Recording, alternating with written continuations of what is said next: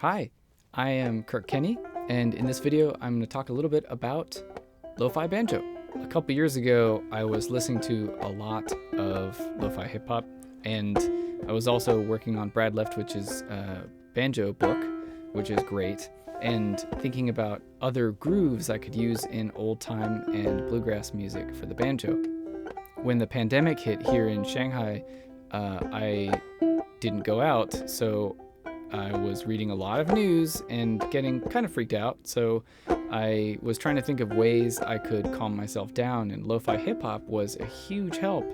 And I noticed if I played banjo very slowly, it was also very helpful. So if I slowed it down a lot, it started to kind of sound a little reminiscent of lo-fi hip-hop. So I thought I would take some of the lo-fi hip-hop ideas and minimalism and beats and try and incorporate them into the banjo. So this is the groove that I more or less came up with at first.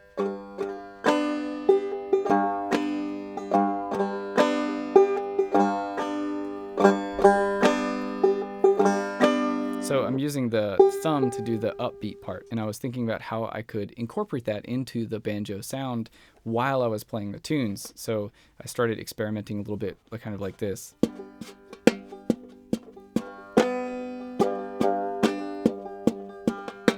And I noticed also I could use my thumbnail too. So using my thumb knuckle and my thumbnail and also my fingernails, I was able to create quite a lot of rhythms really, and also use those rhythms on the banjo head while I was playing a tune like this one.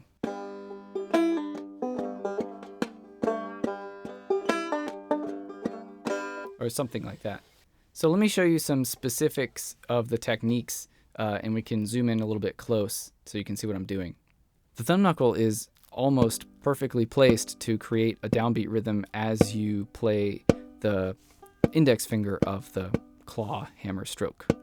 Likewise, you can use your fingernails to go ahead and scratch the head of the banjo, which normally you might try to avoid as much as you can, but in this case, you can really lean into it, especially if you are playing on the first or second strings. Another key piece here is the thumbnail, which is just right there. It takes a little bit of practice to get the dexterity in the upper, that sort of end joint there, but with some practice it gets quite easy.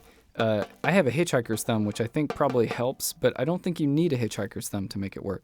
The last basic technique I think is really, really important is the way you use the thumb on the fifth string, which is very similar to the Galax riff in clawhammer banjo, where you do a double or sometimes triple up note on that string. If you can use that constantly or much of the time, then you can do these really interesting fills to complement the down and up beats of the overall beat. So I want to put all these together and show you what it sounds like in action or in context. A quick note though is that when playing in this style, and this is really why I developed it, is to try and remember to breathe and slow down when you play and be intentional and focus on what you're doing. Really zoom in as much as you can conceptually.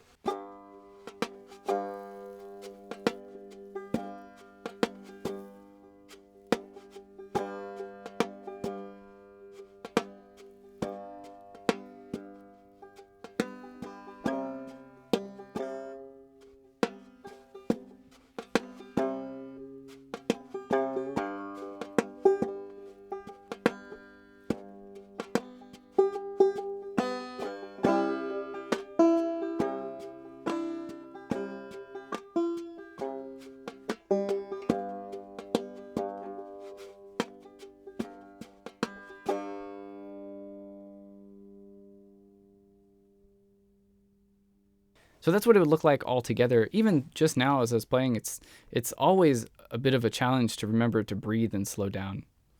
So that's just a little bit about this style of banjo that I'm working on. I hope you like it, and if you have any ideas or suggestions, please leave a comment. Much appreciated, any help. Good luck with all of your practice and your creation.